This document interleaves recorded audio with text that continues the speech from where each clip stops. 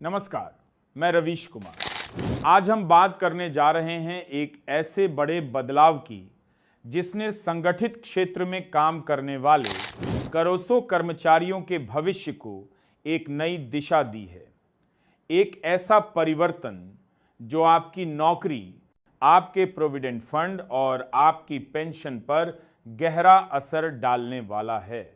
जी हां, हम बात कर रहे हैं कर्मचारी भविष्य निधि संगठन यानी ईपीएफओ के उस क्रांतिकारी कदम की जिसने यूनिवर्सल अकाउंट नंबर या यूएएन से जुड़े नियमों को पूरी तरह से बदलकर रख दिया है। अब आपका चेहरा ही आपकी पहचान है और आपकी पूरी प्रोफेशनल जिंदगी का लेखा जोखा एक ही धागे में पिरो दिया गया है। तो बने रहिए हमारे साथ, क्योंकि अगले कुछ मिनटों में हम परत दर परत खोलेंगे इस बड़े बदलाव की हर तह को और आपको बताएंगे कि इसका आप पर, आपकी नौकरी पर और आपके भविष्य पर क्या और कैसे असर पड़ेगा। एक देश एक पहचान की तर्ज पर अब ईपीएफओ ने भी एक कर्मचारी एक यूएएन के सिद्धांत को जमीन पर उतार दिया है। वो दिन अब लद गए जब हर नई नौकरी के साथ आपको एक नया यूएएन नंबर मिलता था और आपके पीएफ खाते किसी बिखरे हुए खजाने की तरह अलग अलग जगहों पर दधन हो जाते थे। कर्मचारी भविष्य निधि संगठन ने एक ऐतिहासिक फैसला लेते हुए यह तय कर दिया है कि अब आपका यूएएन नंबर आपकी पूरी पेशेवर जिंदगी में एक ही रहेगा, चाहे आप कितनी भी कंपनियां क्यों न बदल लें।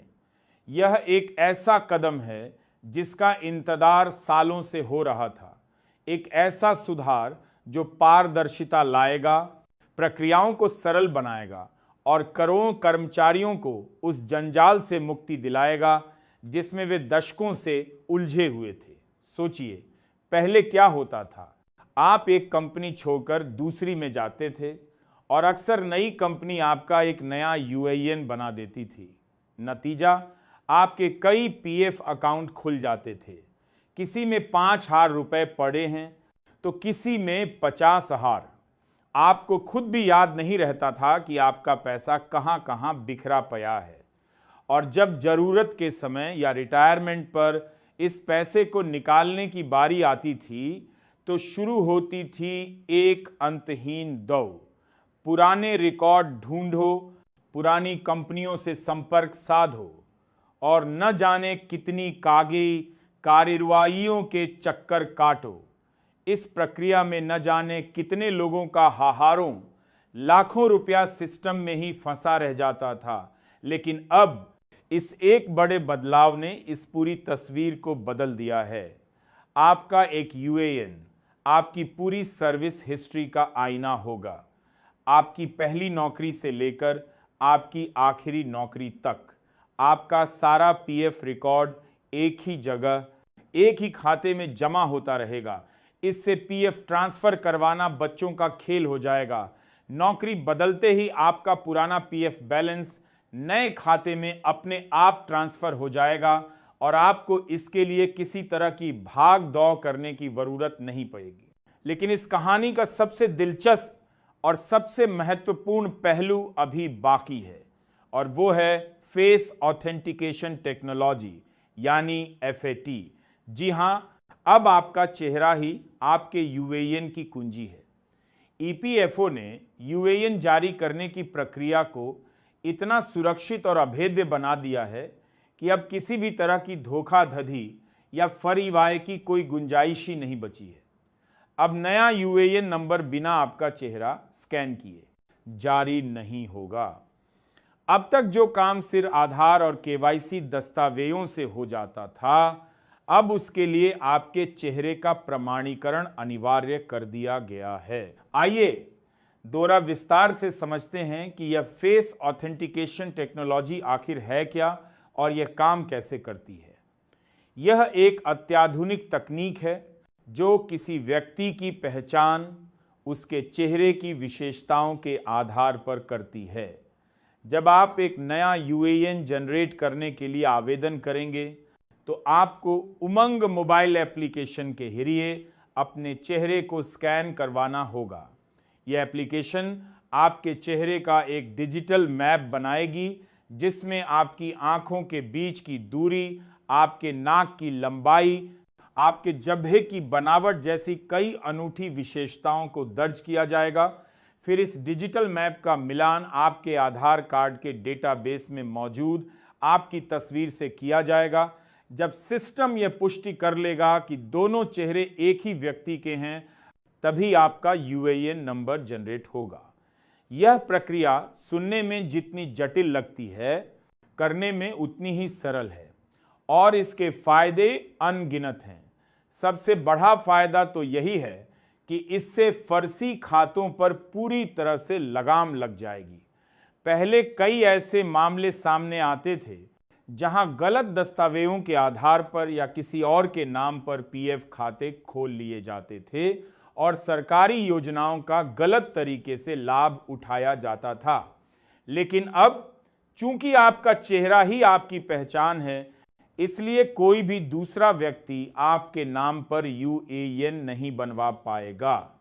इससे डुप्लीकेट यूएएन की समस्या भी जड़ से खत्म हो जाएगी।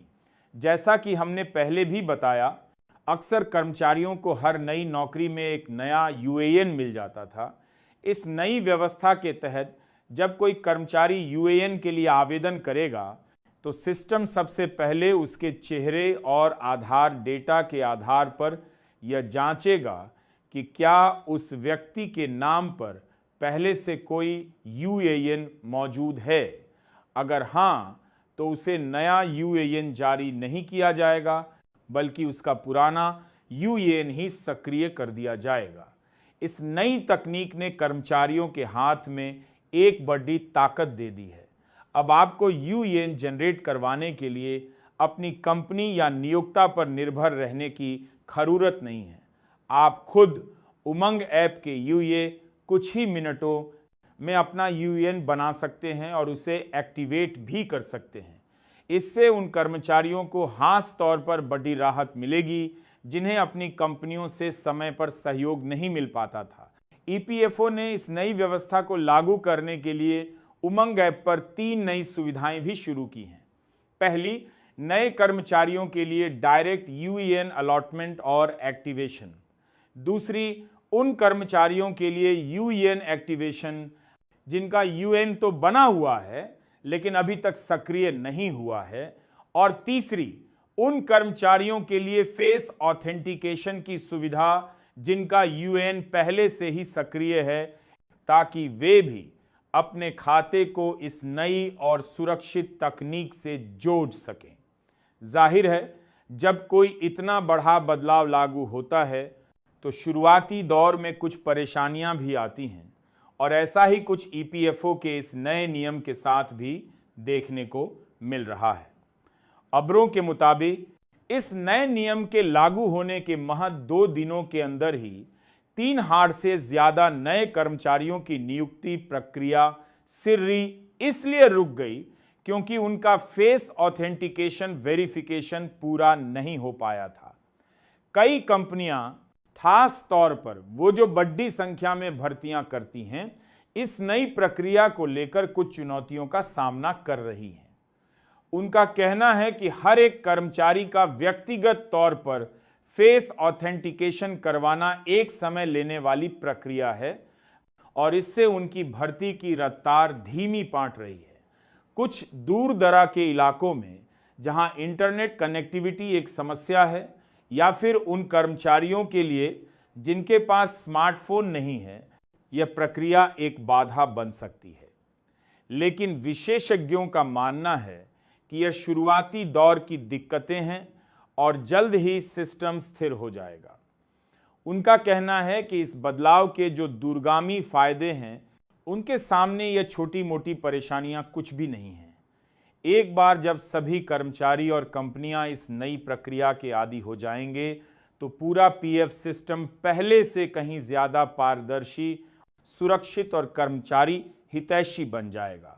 इससे न सिर्फ कर्मचारियों को फायदा होगा, बल्कि कंपनियों और सरकार के लिए भी पीएफ सिस्टम को प्रबंधित करना आसान हो जाएगा। डेटा की ट्रैकिंग और वेरिफिकेशन में आसानी होगी और गलतियों की गुंजाइश न के बराबर रह जाएगी। इस पूरे बदलाव का एक और बड़ा सकारात्मक पहलू है। एक ही यूएएन होने से कर्मचारियों को भविष्य में पेंशन और पीएफ की अंतिम निकासी के समय किसी भी तरह के भ्रम का सामना नहीं करना पड़ेगा। उनका पूरा रिकॉर्ड एक ही जगह होने से पेंशन की गणना करना और उसका भुगतान करना भी आसान हो जाएगा। किसी भी तरह के विवाद की स्थिति में रिकॉर्ड को जांचना और सही पहुंचना भी सरल होगा। यह कदम ईपीएफओ के उस लक्ष्य का हिस्सा है जिसके तहत वह अपने डेटा को पूरी तरह से त्रुटि मुक्त और प्रमाणित बनाना चाहता है। और अब बात करते हैं उस खबर की जिसका देश के लाखों पेंशन धारकों को लंबे समय से इंतजार है। हम बात कर रहे हैं ईपीएस 95 पेंशन धारकों की। ये वो लोग हैं जिन्होंने अपनी पूरी जिंदगी देश की सेवा में लगा दी और आज अपनी पेंशन पर गुजारा कर रहे हैं। लंबे समय से यह मांग उठ रही है कि ईपीएस 95 के तहत मिलने वाली न्यूनतम पेंशन को बढ़ाया जाए। मौजूदा समय में यह पेंशन बहुत कम है और बढ़ती महंगाई के इस दौर में इतने कम पैसे में गुजारा करना बेहद मुश्किल है। विभिन्न मंचों से यह मांग लगातार की जा रही है कि न्यूनतम पेंशन को बढ़ाकर कम से कम 7,500 रुपये प्रति माह किया जाए और साथ ही इसमें महंगाई भत्ते का प्रावधान भी जोड़ा जाए ताकि बढ़ती कीमतों का असर उनकी पेंशन पर न पड़े। पिछले कुछ समय से ऐसी बड़े मीडिया में लगातार आ रही हैं कि सरकार इस मांग पर गंभीरता से विचार कर रही है और जल्द ही इस पर कोई सकारात्मक फैसला लिया जा सकता है। कुछ रिपोर्टों में तो यह भी दावा किया गया है कि मई 2025 तक न्यूनतम पेंशन में बढ़ोतरी को मंजूरी दी जा सकती है। लेकिन यहां हम अपने सभी दर्शकों को यह स्पष्ट कर देना चाहते हैं कि अभी तक इस बारे में सरकार की तरफ से कोई भी आधिकारिक घोषणा नहीं की गई है। यह जानकारी मीडिया रिपोर्टों और विभिन्न सूत्रों पर आधारित है। इसलिए किसी भी निष्कर्ष पर पहुंचने से पहले हमें सरकार के आधिकारिक ऐलान का इंतजार करना चाहिए। हम आप सभी से यह अनुरोध करते हैं कि आप इस तरह की खबरों की पुष्टि के लिए कर्मचारी भविष्य निधि संगठन की आधिकारिक वेबसाइट और अन्य विश्वसनीय स्रोतों पर ही भरोसा करें। हम उम्मीद करते हैं कि सरकार लाखों पेंशन धारकों की इस जायज मांग पर जल्द से जल्द ध्यान देगी और उन्हें एक सम्मानजनक जीवन जीने का हक प्रदान करेगी। तो कुल मिलाकर ईपीएफओ द्वारा किए गए यह बदलाव भारतीय श्रम जगत में एक नए युग का सूत्रपात कर रहे हैं। एक ऐसा युग जहां तकनीक का इस्तेमाल करके व्यवस्था को सरल, सुरक्षित और सर्वसुलभ बनाया जा रहा है। एक कर्मचारी, एक यूएएन और फेस ऑथेंटिकेशन की अनिवार्यता, यह दोनों ही कदम दूरगामी प्रभाव वाले हैं। हाँ, यह सच है कि बदलाव की इस प्रक्रिया में कुछ शुरुआती बाधाएं आ सकती हैं, जैसा कि हजारों नई नियुक्तियों के रुकने की बरों से पता चलता है। लेकिन यह एक अस्थायी चरण है। दीर्घकाल में इन सुधारों से करोड़ों कर्मचारियों का भविष्य सुरक्षित होगा, उनका अपने पीएफ खाते पर नियंत्रण बढ़ेगा और उन्हें उस मानसिक तनाव से मुक्ति मिलेगी जो अक्सर पीएफ से जुड़ी जटिल प्रक्रियाओं के कारण पैदा होता है। एक ऐसा भविष्य जहां आपको अपनी मेहनत की कमाई को ट्रैक करने के लिए दर दर नहीं भटकना पड़ेगा। एक ऐसा भविष्य जहां नौकरी बदलना एक सहज अनुभव होगा, न कि पीएफ ट्रांसफर की चिंता का सबब। और एक ऐसा भविष्य जहां धोखाधड़ी और फरिवाए के लिए कोई जगह नहीं होगी। ईपीएफओ का यह कदम उसी भविष्य की ओर एक मजबूत छलांग है।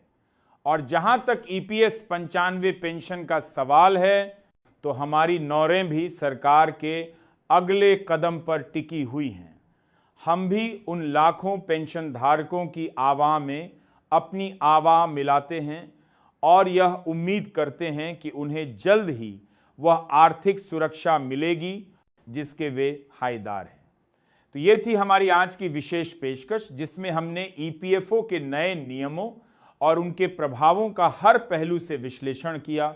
हम उम्मीद करते हैं कि आपको यह जानकारी उपयोगी लगी होगी। हमारा उद्देश्य हमेशा आप तक सही, सटीक और निष्पक्ष जानकारी पहुंचाना रहा है। हम आपको सलाह देंगे कि आप नवीनतम अपडेट्स और आधिकारिक सूचनाओं के लिए हमेशा ईपीएफओ की वेबसाइट को देखते रहें। आज के लिए बस इतना ही। हमें दीजिए इजाज़त, लेकिन आप कहीं मत जाइएगा। देखते रहिए हमारा चैनल। हम जल्द ही लौटेंगे एक नई बर, एक नए मुद्दे और एक नए विश्लेषण के साथ। और हाँ, अगर आपने अभी तक हमारे चैनल को सब्सक्राइब नहीं किया है तो ज़रूर कर लें और बेल आइकन को दबाना न भूलें, ताकि हमारी हर ताज़ा अपडेट आप तक सबसे पहले पहुंचे। नमस्कार।